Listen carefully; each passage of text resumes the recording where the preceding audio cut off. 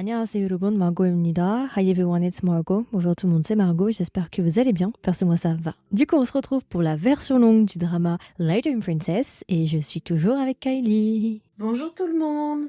Donc on se retrouve pour une deuxième partie un peu plus longue avec Margot.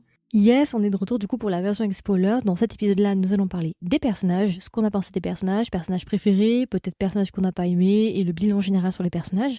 Ensuite, nous allons parler des scènes qu'on a aimées, qui nous ont marquées, qu'on a appréciées. Et enfin, nous allons parler de notre avis global sur le drama, avec spoilers, et peut-être rajouter une petite partie sur les musiques, si Kylie en a envie. Ok ? Moi, c'est ready pour moi. Alors, on va directement commencer par les personnages. Du coup, quel est ton ou quels sont tes personnages préférés dans le drama ? Ah bah moi, vraiment le personnage préféré, ça reste Lee Shun, évidemment. Bien évidemment. Donc c'est vraiment mon coup de cœur de la série. Hein.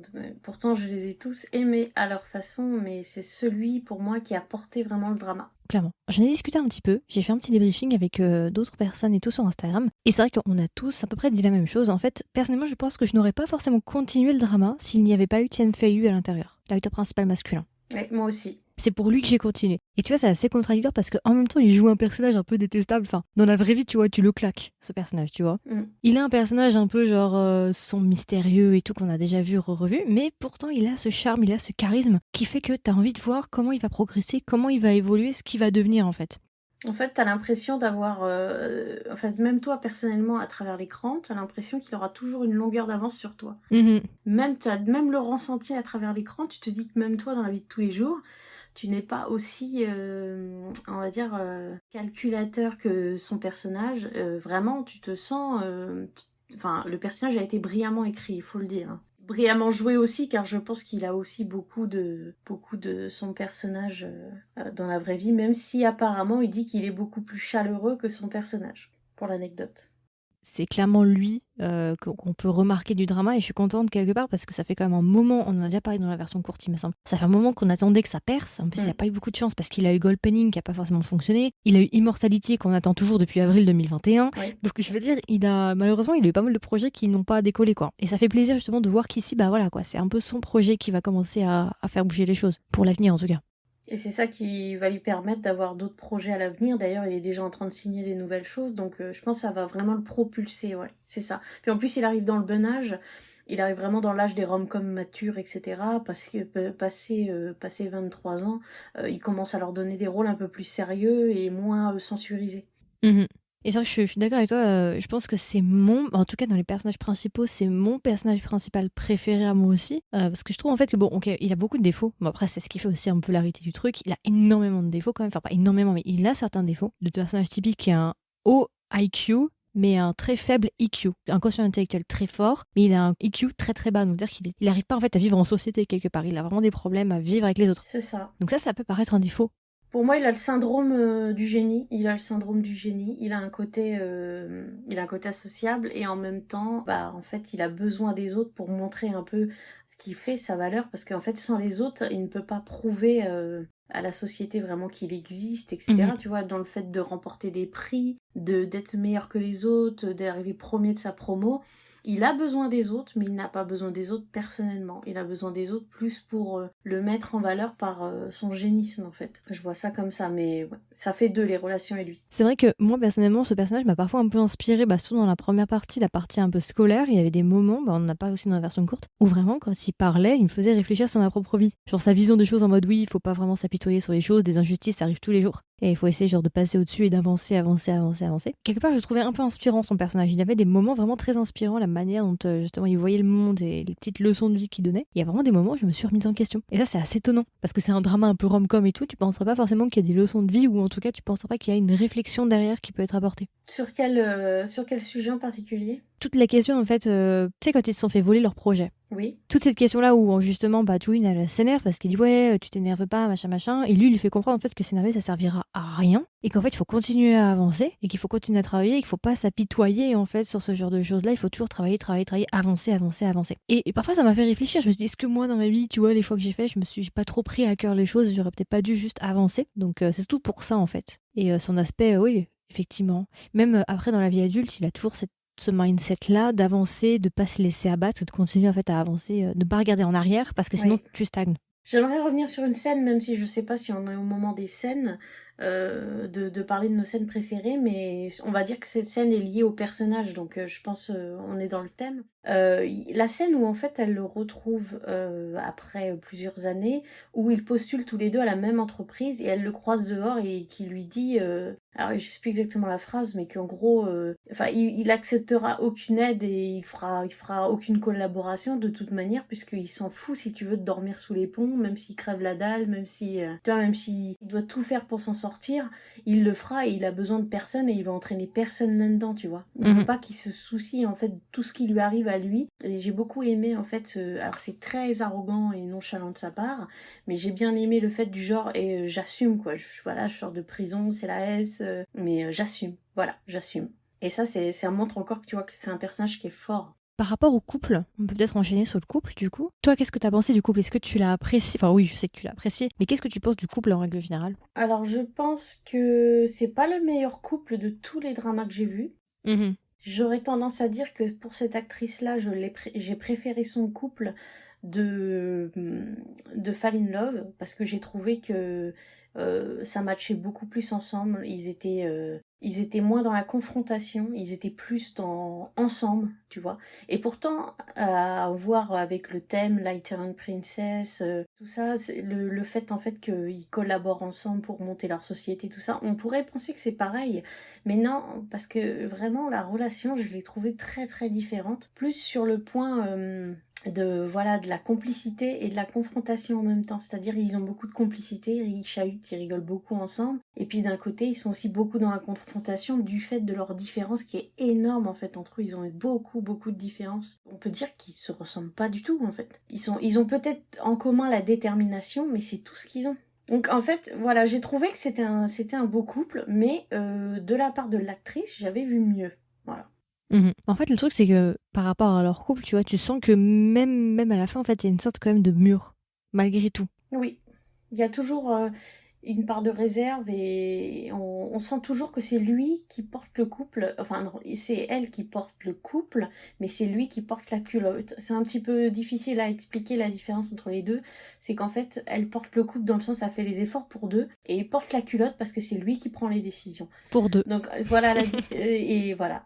C'est ça, c'est ça. Et en fait, ils portent de deux différentes manières le couple. Et c'est pour ça qu'en fait, je me dis, mais avec tout ça, comment ça peut tenir encore debout leur histoire, quoi. Ouais, c'est pour ça que j'en ai entendu pas mal parler, parce que j'ai entendu qu'avec le roman, c'était quand même assez différent, que le roman était plus trash, que visiblement, en fait, Joey aurait beaucoup plus souffert dans le roman jusqu'au suicide ou tentative de suicide. En tout cas, c'est ce que j'ai entendu par rapport au roman. Et qu'ils auraient vraiment genre cool down, ils l'auraient descendu un petit peu le drama et l'auraient rendu un peu plus léger, entre guillemets.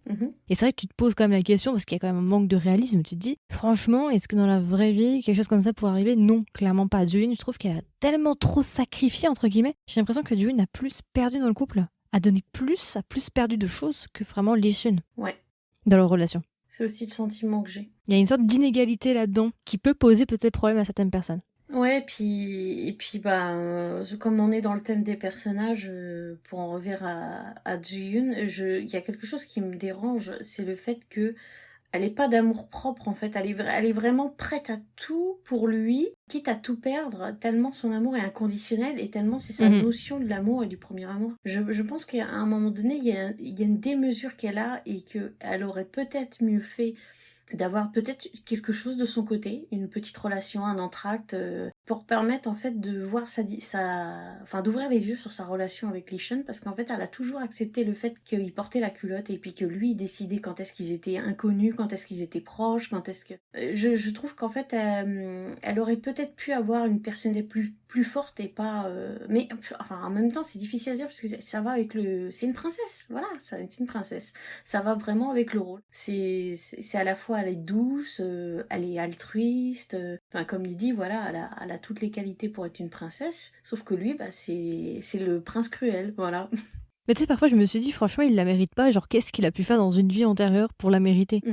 Parce que franchement, avoir quelqu'un comme ça, toujours à accepter tout, à toujours, ouais, effectivement, prendre les initiatives, ne pas abandonner, l'aimer aveuglément pendant quoi 15 ans à peu près? Parce que, quoique non, j'exagère. Non, j'exagère. 7 ans? Allez, on part sur 7 ans. 7 ans. Parce que entre le moment où il se rencontre et le moment où il sort de prison, je crois que 7 ans, c'est cool. C'est à peu près ce que j'avais calculé, parce qu'ils passent du temps ensemble, et ensuite, lui, il passe aussi du temps en prison.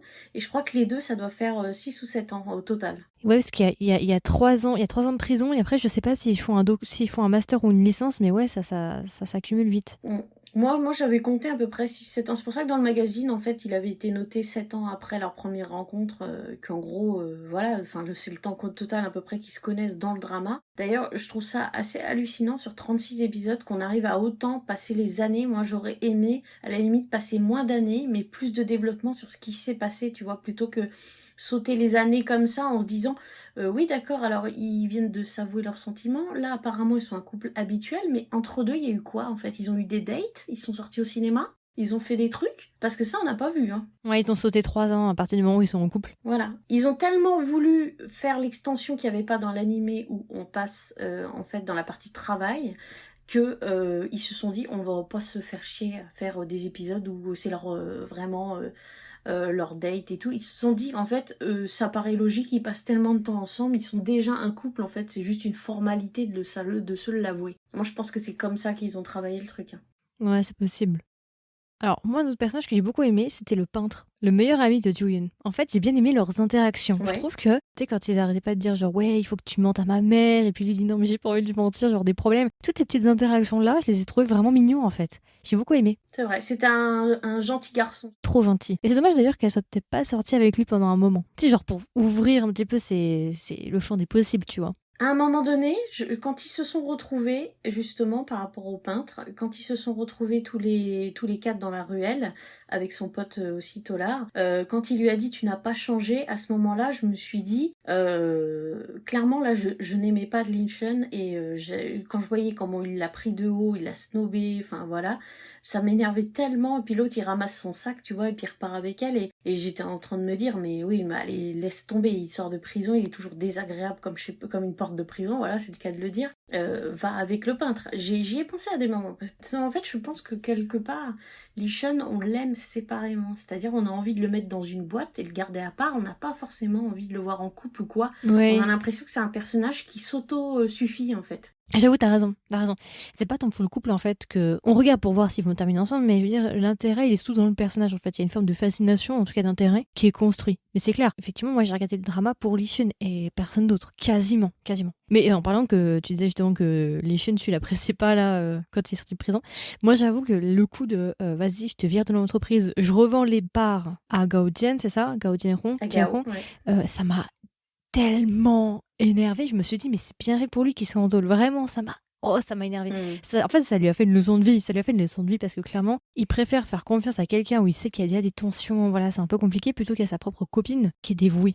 Tu vois ce que je veux dire? Ouais. En plus le fait aussi qu'ils prennent toujours les décisions unilatéralement, c'est quelque chose. Bon après voilà, ça fait partie du personnage, voilà on connaît, c'est les personnages un peu qui reprennent un peu les clichés, mais c'est ça. C'est ça. Je pense que c'est un personnage, tu aimes ou tu aimes pas, mais il n'y a pas d'entre-deux. Hein. C'est un personnage qui est entier. Oui, clairement.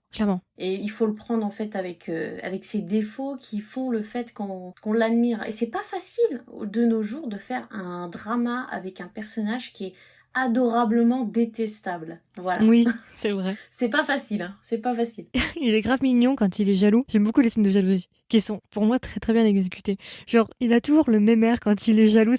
C'est trop drôle, vraiment. Et puis c'est violent, hein. C'est violent. Il est moqueur, il fait tomber le téléphone avec le vélo. Enfin, il y va pas de main morte. C'est ça que j'aime bien en fait, c'est que... Parfois, tu vois, tu te dis, il est vraiment culotté. Parce qu'il a le toupet d'être jaloux, alors que... il n'est pas avec... Enfin, il y avait des fois où, quand ils se sont séparés dans la vie adulte... Oui, en fait, il se donne un droit de propriété sur elle, alors que pas du tout. Et puis il se fâche quand il pense qu'elle a refait sa vie, alors que, attends, elle avait le droit aussi, hein. Il l'a laissé comme une merde, il est parti, il a fait croire qu'il partait avec Lina, en plus. Et avec ça, il faudrait qu'elle l'ait attendu bien sagement, tout gentiment, et puis, tu vois, enfin, le passage où, par exemple, où il avait été très très dur, quand ils sont dans le bureau et qu'il lui dit, de toute façon, il a juste le souvenir d'une fille qu'il a aimée, qui avait un crush sur lui, et puis que lui, à force de faire du forcing, il a accepté de sortir avec. Là, j'ai dit en plein cœur, là. Oh, ça fait mal. Ah là, ça faisait très mal, là.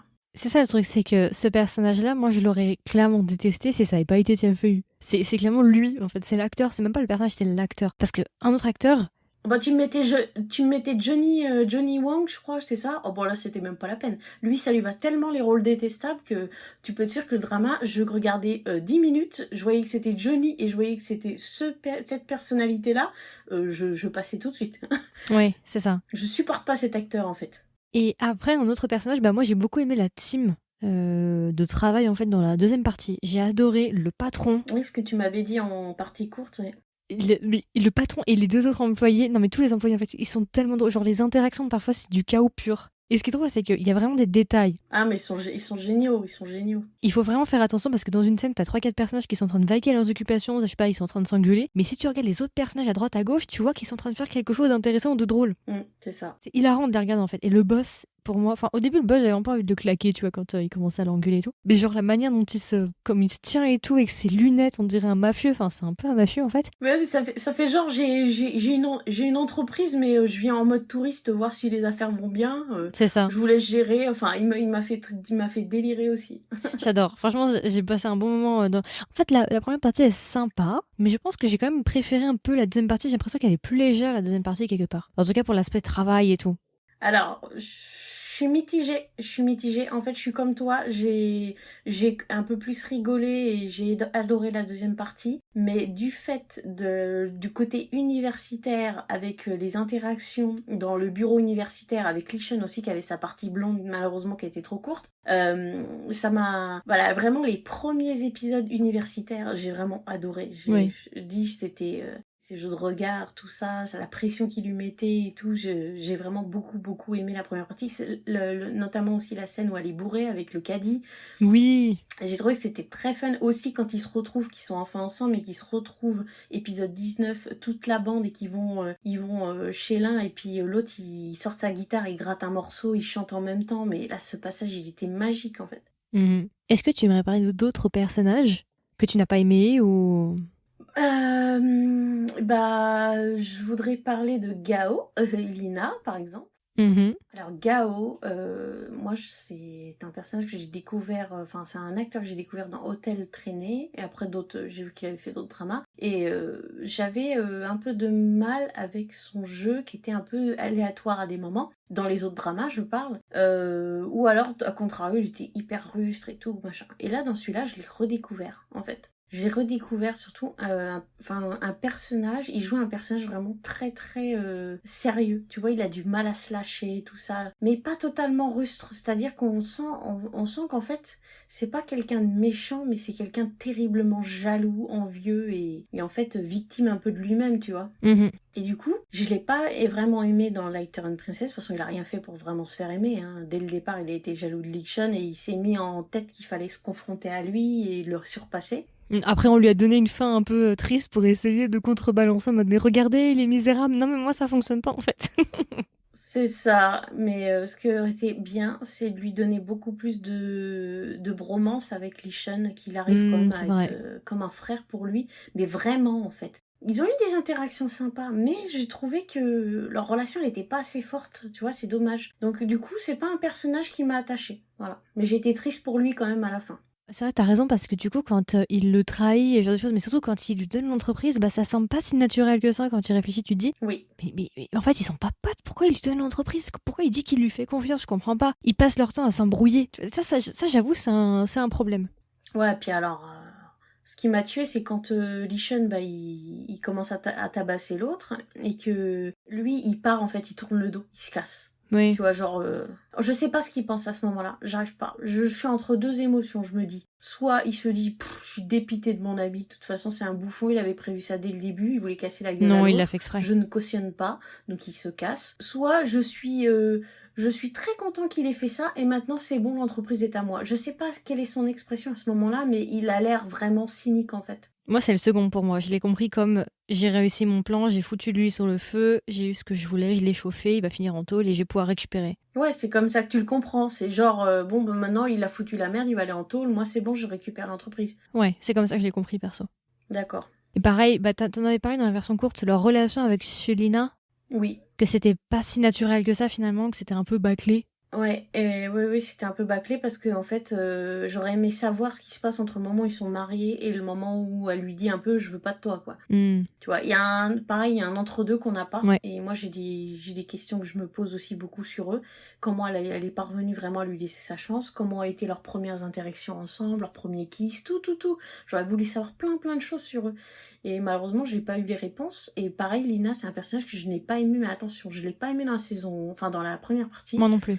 Parce que j'ai détesté le fait qu'elle soit obsédée par Lishan. Je me suis dit, attends, elle a plein de mecs autour d'elle avec qui elle peut être. Elle a fait une fixette sur lui, alors qu'elle voit que c'est sans espoir. Et c'était vraiment agaçant. Et dans la deuxième partie, je l'ai aimée à partir du moment où j'ai vu qu'elle avait quand même des sentiments pour Gao. Je me suis dit, c'est peut-être pas une si peste que ça sans cœur. Finalement, elle a eu quand même un vécu avec lui, et puis elle a développé des sentiments, et elle le lâche pas. Et là, c'est à ce moment-là que je me suis dit, bon, finalement, ça va, c'est une fille bien, quoi.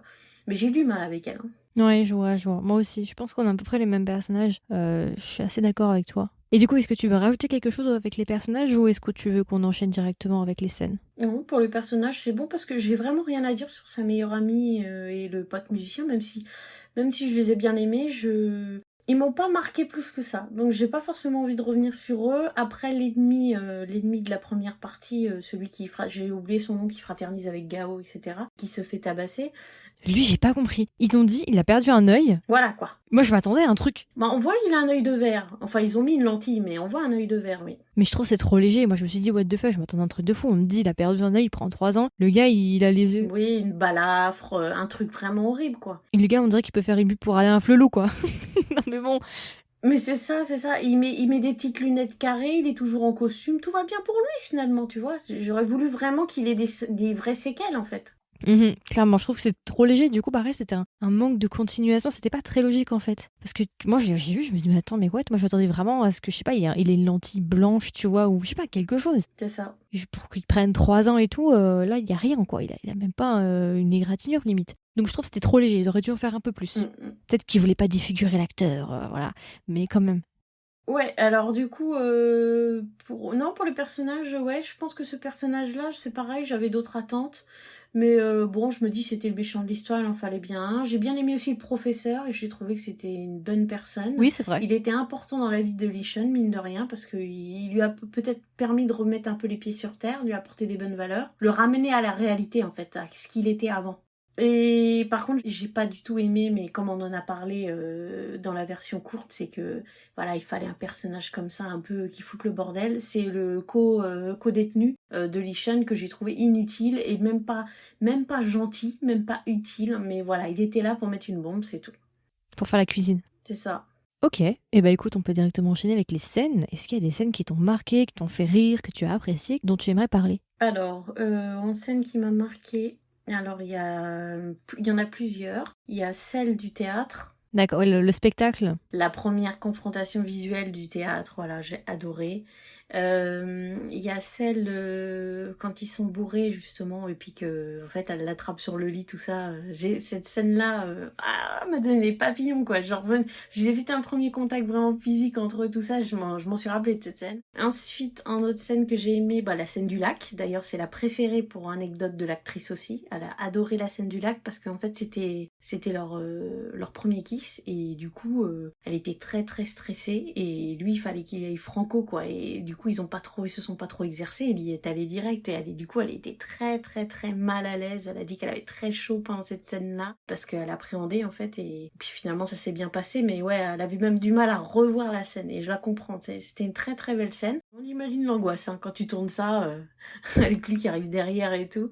Non j'ai adoré cette scène là. Qu'est-ce que j'ai aimé d'autre comme scène j'ai bien aimé la scène pour le nouvel an quand il lui apporte la robe. Ouais, ils ont suivi l'animé, pour le coup. Voilà, ils ont suivi l'animé et ça correspond à la partie 1 du drama. Si on divise le nombre d'épisodes total, etc., puis même travail, voilà. Donc leur jeunesse, entre guillemets, quoi. Donc j'ai bien aimé, ouais, avec la robe, j'ai trouvé ça très très mignon de sa part. Et rebelote, scène aussi version adulte, quand il lui réoffre une robe. En fait, on retrouve beaucoup de scènes de la première partie dans la 2, mais tournées de façon plus adulte. J'ai bien aimé aussi la scène quand il inaugure Lighter and Princess, LEP, l'entreprise, et qui se chamaillent ensemble, etc. Et puis qu'il la reprend sur l'anglais, parce que lui, il parle couramment anglais, donc en même temps, c'est une scène qui a soi-disant été spontanée, qui n'aurait pas été scriptée. Ok, c'est du ad-lib. Quand il la reprend sur son accent. Donc ça, j'ai beaucoup aimé aussi cette scène. Après, la scène aussi où quand on apprend après la prison que il est revenu sur le toit et qu'il a vu qu'elle était en train de pleurer et qu'après il ramasse la photo, qu'il la recolle. Cette scène, elle m'a fait beaucoup de peine et je me suis dit, ah, finalement, il a un cœur quand même. Parce qu'il l'a recollé, il l'a gardé tout le temps en prison. Donc ça, j'ai trouvé que c'était une scène qui était indispensable pour se rendre compte de ses sentiments en fait qu'il avait pour elle et pas de voir juste en lui un monstre qui avait tout planifié et puis qu'il l'évinçait de tout, tu vois. Donc ça, en scène. Après, les scènes du travail, la scène en fait quand il postule et qu'il compare les CV et qu'à un moment donné il dit ah vous avez eu un master, vous avez ci, vous avez ça, et puis que lui il tire la tronche parce que mine de rien il a pas pu être diplômé vu qu'il est parti en prison. Donc ça a un petit peu ruiné pas mal de choses, mais bon voilà. Et c'est cette partie-là, cette confrontation entre les deux, entre elle qui a réussi sa vie comme finalement lui il le voulait, mais en le voir qu'en même temps il est piqué par la jalousie, ça m'a fait beaucoup rire en fait. Puis ensuite, en autre scène de la partie 2, je dirais que j'ai bien aimé, après toutes les interactions qu'ils ont eues ensemble, forcément, celle où il rentre, il l'embrasse passionnément, tout ça, c'était magnifique à voir aussi. J'ai bien aimé les parties aussi où il parlait au micro, il faisait éclater la vérité, tu vois, à chaque fois, que ce soit dans la première partie, quand en même temps il annonce un peu plus ou moins ses sentiments. J'ai trouvé que c'était une scène magistrale au micro. Et il refait plus ou moins ça dans la deuxième partie, quand il parle au micro et tout pour défendre le jeu qu'ils ont créé, tout ça. Et voilà, j'ai trouvé que c'était des moments en fait importants où c'est là que tu vois tout son charisme en fait, qui explose aux yeux des gens. Et puis voilà. Ok. C'est à peu près tout, je pense, des scènes qui m'ont marqué des deux parties. Ok. Alors moi personnellement, t'as dit pas mal de scènes, hein. Je voulais juste en rajouter. J'ai beaucoup aimé la scène d'épisode 10 avec la scène du vélo, quand il est jaloux, et toutes les scènes du volet, où il pète des câbles. Ça j'avoue, ce sont vraiment des très très bonnes scènes. Après, à partir de l'épisode 25, toutes les scènes avec le patron m'ont fait hurler de rire. À partir de l'épisode 27, tu sais, le directeur RH dans l'entreprise. À chaque fois que il y a le peintre qui rentre dans la salle de travail et que Lee-Shin il est là, je sais pas si t'as remarqué, mais à chaque fois le RH regarde la réaction de Lee-Shin. Genre si tu le regardes en arrière-plan, t'as le RH qui penche sa tête et qui regarde Lee-Shin pour voir sa réaction. Oui. Et ça, j'ai trouvé ça tellement drôle, vraiment. Parce que en fait, c'est le seul genre. En coréen, on dit nunchi. Nunchi, c'est avoir du nunchi, c'est quand on dit read a room en anglais. Genre quand t'arrives à voir un petit peu les sous-textes, ce que pensent réellement les gens et tout. Et lui, il a vraiment du nunchi pour le coup. Donc voilà. Épisode 35, la scène du photoshoot. Je l'ai beaucoup aimé. En fait, c'est vraiment une famille, tu vois. Et c'est là où tu réalises que c'est une famille, c'est là où tu vois. Enfin, personnellement, j'ai vu que je m'étais attachée à eux. C'est vraiment à cet épisode-là, quand ils font les photoshoots et qu'ils disent ouais, rapprochez-vous, on dirait une photo de mariage et tout. Ça, j'ai beaucoup aimé. Et épisode 36, je pense, tu sais, genre, du coup, Lee-Shin, il va voir la belle-mère. Et genre, il lui dit, mais de toute façon, que vous soyez d'accord ou pas pour le mariage, il y aura un mariage. Et entre-temps, t'as le père qui est en train de discuter avec le boss. Et au début, tu sais, ils sont grave hostiles. Et il commence à dire, moi, j'adore le porc caramélisé. Il fait, oh, moi aussi. Il fait, vas-y, on y va, on va manger. Genre, je me suis dit, c'est vraiment des Xiongdi. Xiongdi, en chinois, c'est les meilleurs potes, tu vois. Meilleurs potes. C'est vraiment ils sont devenus des Xiongdi en 5 minutes. J'ai beaucoup aimé. Épisode 36, juste, la fin, quand ils sont tous ensemble et qu'ils s'invitent dans la maison. J'ai beaucoup aimé cette scène. Oui, ça faisait couple plusieurs années après qui invitent leur couple d'amis, leurs potes, etc. Il y avait vraiment quelque chose de tout de suite plus mature, tu vois, dans la relation. Et puis même, j'ai beaucoup aimé aussi. Et puis de voir, tu vois, qu'ils se remémorent les souvenirs, qu'ils font un barbecue et tout. J'ai trouvé ça vraiment excellent, quoi. Donc voilà, moi c'est à peu près tout pour les scènes. Est-ce que tu veux en rajouter une ? Non, pour les scènes, je pense que t'as énuméré celles que je n'avais pas, tout énuméré, mais que j'ai beaucoup aimé. De toute façon, globalement, j'ai quasiment tout aimé du drama, hein, donc c'est difficile de dire j'ai aimé plus ça que ça. Vraiment, ça a été un coup de cœur. Ok, du coup, on peut directement partir sur l'avis global avec spoilers. Ce qu'on a pensé un peu du drama avec spoilers. Bon, on sait déjà, on a apprécié le drama, mais il y avait des trucs quand même dont je voulais parler parce que on pouvait pas le dire dans la version courte, c'était un peu compliqué. C'est toute l'histoire, par exemple pour moi, c'est toute l'histoire par exemple de la prison, le regard sur la prison. Donc j'avais dit que ça me faisait beaucoup penser à Itaewon Class, et le regard sur les beaux-parents, relation beaux-parents beaux-fils, qui pour moi est du sans précédent. Oui. Cette relation était très difficile, elle m'a vraiment énervée, oui. Parce que vraiment, genre, c'est la première fois que tu vois un beau-fils qui tient tête aux beaux-parents et qui s'en fout en fait des beaux-parents. Enfin, j'étais en mode waouh, ça c'est quelque chose qu'on ne voit jamais, genre des beaux-parents oppressants quelque part. Bah, après, on peut dire oui, mais ils veulent le bien de leur fille. C'est ça. Après, voilà, ça va être un débat. Mais c'est rare de voir genre, ouais, une relation aussi tendue, alors que généralement dans les dramas, t'as toujours le beau-fils ou la belle-fille qui essaie toujours de fit in, tu vois, qui essaie de se conformer, de plaire aux parents. Et lui, il arrive et dit non, moi je m'en fous, je m'en tape. Le gars n'a pas le temps en fait. Et ça m'a beaucoup choqué au début. Je me suis dit, what? Je m'attendais pas à cette tournure en fait. La relation entre les beaux-parents, alors moi je suis comme toi, j'ai trouvé ça génial qu'ils lui tiennent tête. Et d'un autre côté, à un moment donné, j'avais envie de lui dire, tais-toi en fait, un peu de respect quand même, parce que à un moment donné, il va fort. Il va fort et j'ai dit mais il fait rien pour se faire aimer en fait. C'est genre vous me prenez comme je suis ou allez vous faire foutre. C'est un peu ça. Hein. Non, c'est clairement ça. C'est clairement ça. Après, ça apporte du nouveau, je pense. C'était un peu aussi pour déstabiliser peut-être le téléspectateur aussi, je pense. Bon, après, je sais pas si c'est. Je pense que c'est écrit comme ça dans le roman, mais c'est vrai que c'est pas quelque chose que t'as l'habitude de voir, quoi. Bah, je suis pas assez bonne encore en mandarin pour commencer bien le roman, enfin, pour bien comprendre tout, donc il va me falloir quand même une bonne année avant de pouvoir le lire et de le comprendre. Mais je pense, oui, je pense que ils ont dû faire à peu près quelque chose d'assez arrogant aussi dans le livre. Ouais, ça colle bien au personnage. Ouais, bah oui, de toute façon, c'est le personnage comme il est. Hein, donc, j'ai trouvé que la mère, elle était vraiment oppressante. Moi, Ouais. je détesterais avoir une mère comme ça qui te force à être avec quelqu'un, qui invite sans te demander ton consentement ton meilleur pote en disant oui, bon, limite, on prévoit la date du mariage. Moi, ses parents, je les ai vraiment trouvés hyper oppressants. J'étais mal pour elle. Elle pouvait rien faire la pauvre, même quand elle a appris pour les chaînes et qu'elle voulait aller le voir et qu'ils empêchaient et tout. Puis, ou alors même quand elle a voulu sortir les poubelles et qu'ils l'empêchaient de sortir. Enfin, il y avait des moments, je dis mais putain, mais laissez-la souffler quoi. Ouais, surtout qu'elle est majeure, hein. C'est pas à le dire, elle est mineure. Mais oui, mais c'est ça le pire, c'est qu'elle croyait encore avoir un droit sur elle alors qu'elle est majeure. Elle aurait pu dire, bon moi je quitte le domicile, je vais à l'hôtel, je me démerde, je vais vendre des sandwichs, tu vois.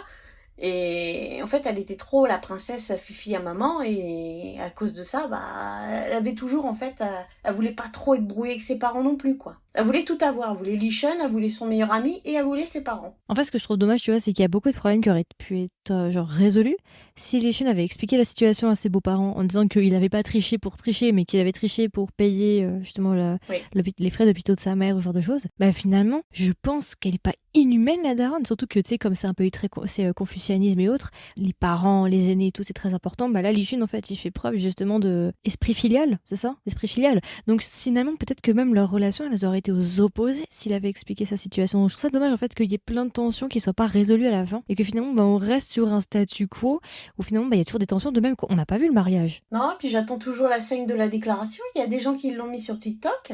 Bah tant mieux pour eux, ils ont réussi à avoir la scène, je ne sais pas comment. Je cherche encore sur Youku la scène. Hein. Ouais. Parce qu'on a la version tournage, ça c'est sûr, où ils sont sur le pont, ils font la déclaration.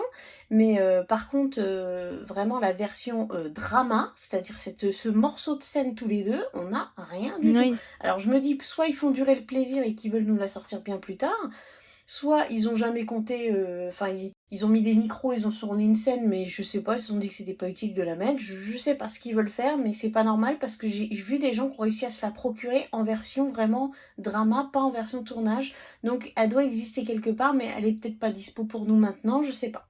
Ouais, parfois ils aiment bien faire ça parce que pour World of Honor, ceux qui ont vu World of Honor et qui savent pas qu'il y a une fin supplémentaire, ils sont en PLS parce que World of Honor, la fin elle se termine pas très bien, mais en fait ils ont fait un épisode supplémentaire qui est en fait un clip vidéo de 7 minutes et à la fin des 4 premières minutes du clip vidéo, t'as la fin, la vraie fin en fait du drama. Mais ça c'est pas vraiment à la fin du drama, c'est-à-dire c'est un épisode de 7 minutes qui se trouve sur YouTube, qui est la vraie fin de World of Honor. Ah, alors il faut que tu m'en parles plus précisément un de ces quatre, parce que si tu veux, Ponchun dans mon équipe est fan de World of Honor, c'est même l'un de ses dramas préférés, avec une timed, et du coup, je sais même pas si elle est au courant qu'il y a une fin alternative ou quelques minutes. Il faudrait vraiment que je vérifie ça avec elle, parce que si vraiment elle ne l'a jamais vu, comme tu dis, cet épisode spécial, elle va être super contente. En fait, World of Honor, la fin se termine un peu, bon, c'est pas ouf. Et en fait, ils ont fait une suite qui est un happy ending. D'accord. Donc, si elle a pleuré toutes ses larmes de son corps, c'est qu'à mon avis, elle a pas vu la fin alternative. En fait, c'est une fin qui n'a quasiment pas été disponible au début. Ils l'ont vraiment mise, je crois, plusieurs mois après. C'était qu'en chinois, c'était pas sous-titré, machin et tout. Donc, je te l'enverrai et après, tu pourras lui passer si jamais. Ah bah oui, je lui transmettrai parce que si jamais il s'avère qu'elle n'en a pas connaissance, ça va être un super cadeau pour elle. C'est comme Thunder One Day. Il y a une fin alternative qui est disponible sur YouTube. Et beaucoup de gens ne savent pas que, en fait, le drama ne s'arrête pas au drama. Lequel? Thunder One Day. Someday or One Day, le taïwanais? Ouais. Ah bah moi alors là je savais même pas. J'ai adoré, je l'ai vu 5 fois quand même le drama. Hein. Ok, bah je peux te dire, il y a un petit moment, je crois que c'est 3 minutes sur YouTube, où en fait à la fin c'est une scène où on est en 2022, la fille a grandi du coup, et en fait c'est son anniversaire, et t'as justement l'acteur principal qui va la voir en fait. Ils se sont retrouvés en 2022. Ah mais c'est génial. Et ils sont à 3. Je t'enverrai, c'est un anniversaire, ils arrivent avec des gâteaux et tout machin et... Mais il y en a plein comme ça qui ont des fins à part. Et j'arrive jamais avec ça. Anna Yulidango. Oui, il y a une fin enfin il y a une saison épisode spécial avec leur mariage. Et c'est dispo que sur YouTube. Il y a plein de gens qui l'ont jamais vu. Ouais, mais en fait le problème, tu vois, par exemple pour Thunder One Day, ils avaient dit qu'en gros, ils avaient plusieurs fins qu'ils avaient tournées et en fait la fin avait été leakée en Chine. Et comme l'équipe de production n'était pas contente que la fin ait été effutée comme ça une semaine avant l'épisode, en fait ils ont décidé de couper cette fin-là et de ne pas la donner et de la mettre séparément. D'après ce que j'ai compris. D'accord. Et du coup, le film de Thunder One Day qui sort actuellement devrait se situer normalement entre le drama et la fin alternative disponible sur YouTube qui fait 4 minutes. Ah, intéressant du coup. Ah oui. Je t'enverrai tout ça. Écoute, ça fait plaisir. On verra. Bah, moi, je l'ai vu 5 fois et il faut s'accrocher parce que les épisodes sont longs en plus. Hein. Ouais. Et par contre, j'ai jamais réussi à le faire visionner aux autres. Moi, à la base, je l'ai découvert par hasard. Je sais plus comment. Et en plus, j'adore les trucs avec le saut dans le passé, en fait, les voyages temporels. J'adore les dramas de voyages temporels. Mm-hmm. C'est des dramas qui sont très complexes en général, faut écouter, faut tout ça. Et celui-là, en fait, il m'a touchée, mais alors pas pour le côté voyage temporel, il m'a touchée en fait pour l'émotion qu'elle met en fait dans la perte de l'être aimé et comment elle est triste. C'était une déchirure, je me mettais à sa place, je me disais mais c'est horrible pour elle. Et il y a une scène que j'ai adorée dans ce drama, mais on va en parler vraiment vite fait parce que sinon on s'égare encore. T'inquiète. C'est quand quand il boite et puis qu'il l'aperçoit à l'arrêt de bus, tu sais qu'elle est dans le bus ou je sais plus quoi, et il va se diriger au café et là quand il rentre dans le café, mais j'étais là, oh non. Mais quand elle se retourne et qu'elle le voit, là c'est le choc. Non, franchement super drama. Thunder One Day, c'est une pépite. C'était notre petit aparté, recommandation de drama, World of Honor et Thunder One Day.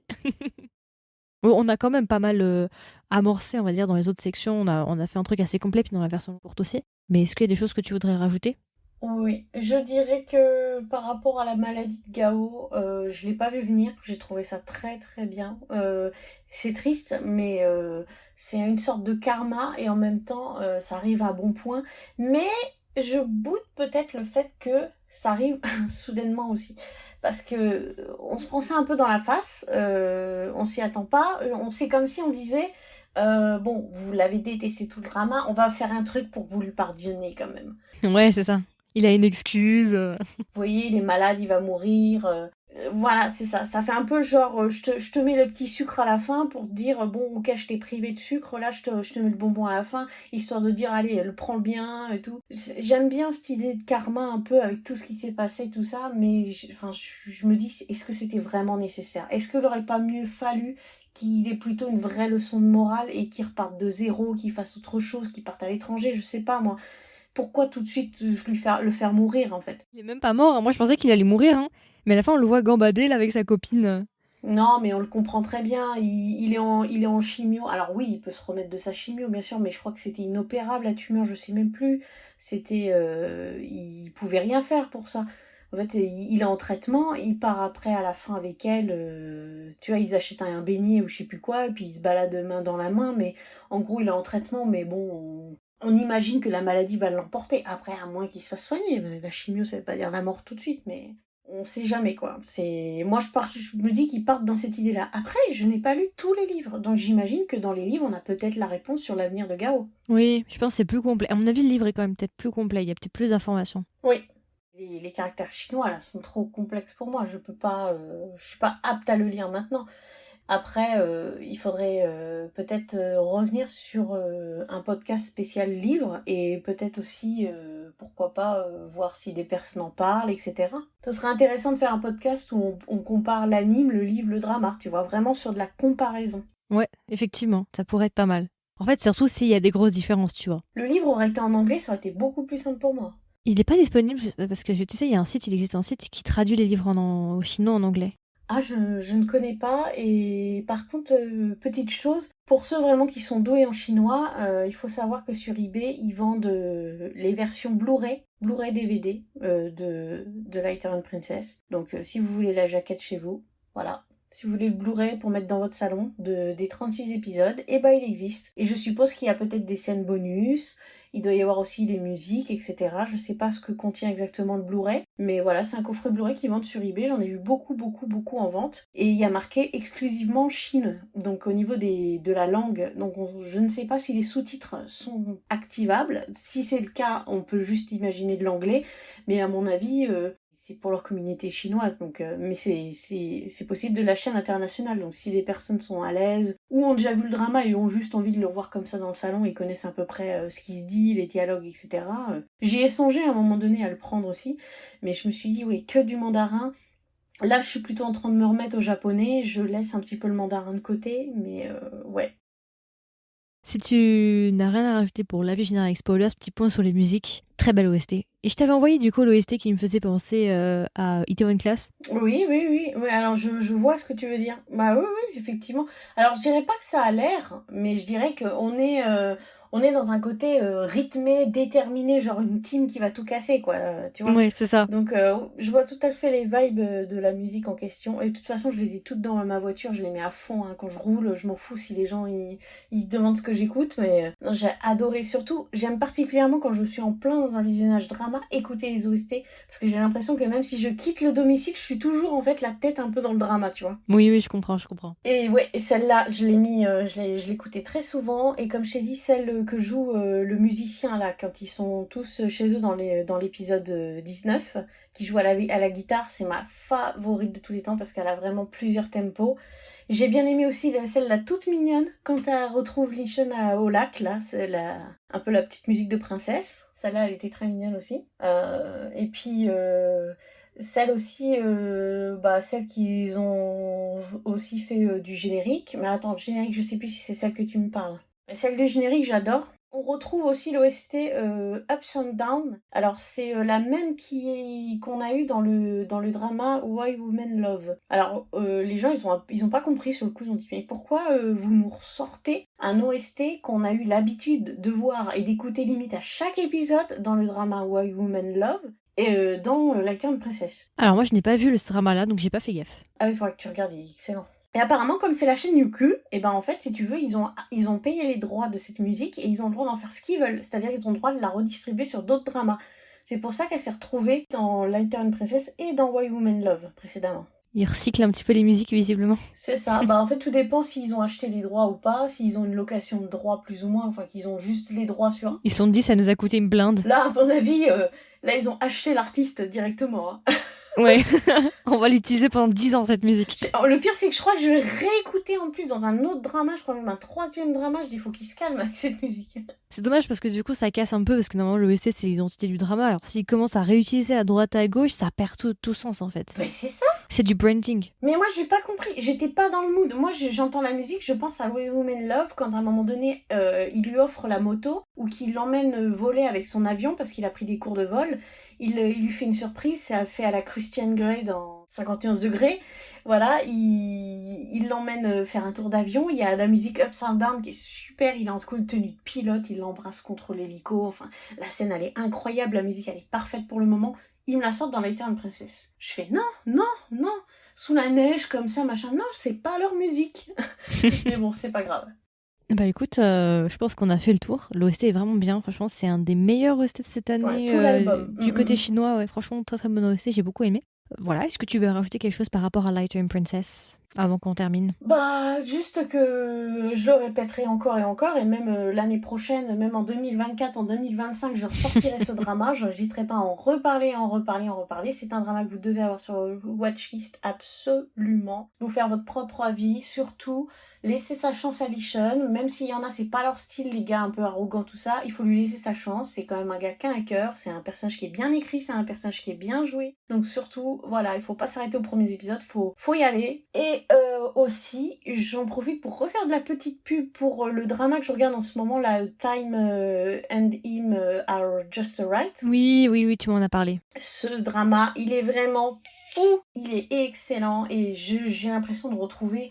Alors la relation est beaucoup plus mignonne, hein, honnêtement, il n'y a pas du tout d'arrogance de la part du lead, mais je retrouve en fait un peu cette complicité, cette alchimie, tout ça. Et puis c'est pareil, il y a aussi des choix universitaires, il y aura un passage dans le monde adulte, etc. Donc je pense que c'est un visionnage que je peux vous conseiller après Lighter and Princess pour décompresser un peu et avoir toujours un peu quelques petites vibes identiques. Mais tu sais que ma watchlist, tu l'as agrandie parce qu'il y a iVenus dont tu avais parlé, il y a celui-là, il y en a encore d'autres. Enfin bref, j'ai une liste hyper longue, j'ai pas encore eu le temps parce que... iVenus, très très belle alchimie iVenus, mais j'ai lâché parce que il y a trop de trucs chiants liés au travail dedans, j'ai décroché, je le mets en pause pour l'instant, je le gèle. Je pense que dans ma watchlist, j'ai d'autres choses quand même plus sympas. Ok. Mais ouais, en chinois, je te conseille aussi un que j'ai commencé qui s'appelle Night on the Rose. Ok. Il est super sympa. Je l'ai mis en story, t'as peut-être dû tomber dessus. C'est en fait l'histoire d'un PDG qui se confronte à une ancienne femme soldat. Ok. Qui était dans les forces spéciales et puis qui va se retrouver à bosser dans son entreprise. Et du coup, elle est pas du tout féminine. Elle est plutôt un peu voilà, elle frappe tout ce qui bouge, quoi. Elle se laisse pas faire. Et lui, c'est le PDG trop nounours, c'est-à-dire qu'en fait, c'est le petit beau gosse machin qui est pas du tout arrogant pour un sou. Il veut faire son méchant, mais il est pas crédible pour un sou, il est vraiment trop adorable. Et en fait, il se laisse complètement emporter par elle, qui prend le dessus sur tout. Et j'aime beaucoup, en fait, parce que là, on a le côté renversé, en fait. Comme pour Lishan, on a le côté, là, cette fois-ci, c'est la femme, en fait, qui tient vraiment le power. Et ouais, c'est un bon drama pour les femmes, celui-là. Ok, mais écoute, je le note. Donc je le regarde en ce moment, il est disponible sur... Je pense que peut-être Vicky l'a rajouté, sinon il est disponible sur YouTube en Tradoto, je l'ai regardé. Ok. Et ouais, non, Night on the Rose et Time on Him Are Just Right. Voilà, c'est les deux ces dramas que je conseille après Lighter and Princess. Ok, bah tu viens d'agrandir ma liste. Je sais quoi faire maintenant. Ouais, puis en plus on va avoir des sorties de qualité cette année. Puis peut-être même Immortality va enfin sortir. Donc 2023, ça va être encore un casse-tête au niveau de la watchlist. C'est vrai. Bah écoute, si Immortality sort, tant mieux. Hein. Moi, je dis pas non. Puis j'aimerais bien aussi Have an Official Blessing, Chasing the Light en BL, Chapeauland qu'on attend depuis je sais pas combien de temps. Je veux bien. Ouais, on va voir, à voir. Moi, celui que j'attends, c'est... Bah, alors, moi, il faut savoir que mon acteur chinois préféré, on va dire maintenant, après Arthur Shen, Shen Feiyu, c'est avant lui, c'est Shen Jingju. Alors, je sais plus le X, comment il se prononce en chinois, Xu, je crois, un truc comme ça. Alors, X-I-N-G-X-U. Ah, Xu, ok. Xin Xu. Ah, ok, d'accord. C'est celui de Fall in Love, en fait. Cet acteur, c'est comme Arthur Shen. En fait, il a un power dans les yeux et surtout, c'est le seul acteur où je sais ce qu'il va faire à l'avance. Voilà, j'ai pas besoin de lire le script, je vois jouer un rôle, je sais déjà les scènes qu'il va faire, comment il va s'y prendre, comment il va penser, comment il va se tenir. J'ai eu un feeling avec cet acteur indescriptible. Ok. Depuis Fall in Love. Et du coup, j'ai vu qu'il était sur plusieurs projets. Là, When the Sky Fall ou un truc comme ça. Enfin, là, un C-drama, un Wusha qui va sortir là bientôt. Donc, je l'attends vraiment de pied ferme. Il va aussi sortir un BL qui s'appelle Guardian, je crois. Alors, c'est pas vraiment un BL, hein, c'est une bromance chinoise qui va être un peu aventure. Il y a une version qui est déjà sortie de Guardian en 2017 ou 2016. C'est un remake ? Ouais, et bah là, il tourne pour... ils avaient mis 2022, mais ce sera pas 2022, ce sera pour 2023. Il va tourner... il a déjà tourné d'ailleurs. Hein, je me demande même s'ils ont pas bouclé le tournage, parce que j'ai vu plein de photos de tournage déjà de lui. Ça va être vraiment une bromance...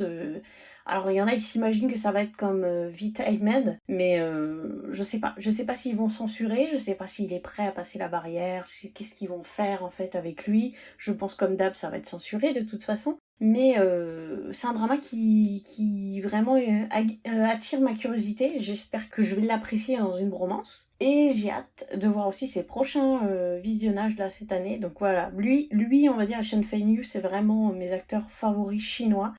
Juste après, j'ai Yang Yang et Zukai. Ok. Et après tout ça... Bon, il y a Degao Zhang, celui de Mad Revenge, j'aime beaucoup, mais il est pas assez prononcé en tant qu'acteur pour vraiment dire « Ouah, j'adore ». Un autre que j'aime beaucoup, mais alors je retiens jamais son nom, c'est celui qui a joué dans... Il a joué dans Go Ahead et dans Skate into Love. Jang Sin-chong, qui a joué aussi dans The Heart of Genius. Oui. Et qui a joué encore dans d'autres dramas. Voilà, ok. Voilà, Skate into Love, c'est vraiment là où je l'ai adoré. J'aime beaucoup cet acteur. Et il a joué aussi dans The Day I Becoming You. The Day of Becoming You. Oui, j'adore, un de mes dramas chinois préférés. Bah, c'est lui encore. J'adore cet acteur. Franchement, physiquement, c'est clairement pas mon acteur bias, mais alors par contre, sa manière de jouer, sa personnalité, mais il a un truc, il est hyper expressif. Je veux dire, je me paye des barres de rire avec lui. Enfin voilà, quand il aime, quand il fout la merde, il fout la merde, quand il rigole. Enfin, j'aime beaucoup sa personnalité un peu tête brûlée. Il me rappelle un peu Lee Chun, en fait, sur certains trucs. Et il est un peu comme ça dans tous ses rôles. Et du coup, ouais, c'est un acteur, pas coup de foudre physiquement, mais coup de foudre personnalité et jeu. Voilà, j'aime beaucoup. Ouais, je vois. Physiquement, je dirais celui que je trouve le plus beau de tous ceux que j'ai cités. Oh, ça reste Zukai quand même. Shikai. Zukai ou Yang Yang. Voilà, les deux... Shikai est mignon, effectivement. Les deux, c'est vrai que... Ouais, Zukai, c'est quelque chose. Hein. J'ai enfin fini d'ailleurs Kulun in the Lost Mountain. Ouais. Franchement...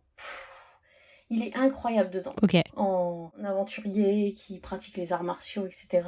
Non, c'est un super acteur. Il est vraiment... Enfin, il peut tout jouer, quoi. Donc. Puis maintenant, Shen Fei-Yu, il rentre enfin dans mon cœur parce qu'avant, je veux dire que je le connaissais, mais je n'avais pas forcément prêté attention plus que ça. Il a fallu qu'il fasse le rôle de Lee Chun pour vraiment que j'ai un coup de foudre, en fait, pour son jeu. Enfin, toi, tu l'avais vu avant, tu l'avais vu dans... Dans Gold Penning. Voilà, alors moi, je l'avais vu dans son historique, mais je l'avais pas vu dans Gold Penning, par contre. J'aime bien la Gold Penning, même si c'est un peu spécial et tout, je l'avais beaucoup aimé. En tout cas, je trouve qu'il jouait très très bien dans Gold Penning. C'est que son jeu n'a pas bougé. Ah si, j'aurais juste peut-être fait un aparté sur les Kiss, satisfaisant, voilà. Ouais. On va dire que de ce côté-là, on n'a pas été déçus. Ouais, il y en a eu quand même pas mal. Ok, écoute, voilà, du coup c'était notre version longue, notre version avec spoilers sur le drama Lightroom Princess. J'espère que ça vous a plu, j'espère que ça vous a intéressé. Comme d'habitude, n'hésitez pas à nous donner vos retours. Qu'est-ce que vous avez pensé du drama? Qu'est-ce que vous avez pensé de l'épisode? Et merci une fois de plus Kaylee pour de m'avoir accompagnée durant cet épisode, durant ces même 2 épisodes. Vraiment merci beaucoup. N'hésite pas à revenir si un jour tu veux revenir pour un autre épisode ou un autre drama. Eh ben merci à toi Margot de m'avoir proposé le projet de podcast parce que je trouve ça sympa. C'était la première fois que je faisais ça et effectivement il y a plein de dramas dont j'aimerais parler ou même à la limite on pourrait même faire un podcast sélection si t'as envie parce que vu que j'en connais aussi pas mal, okay.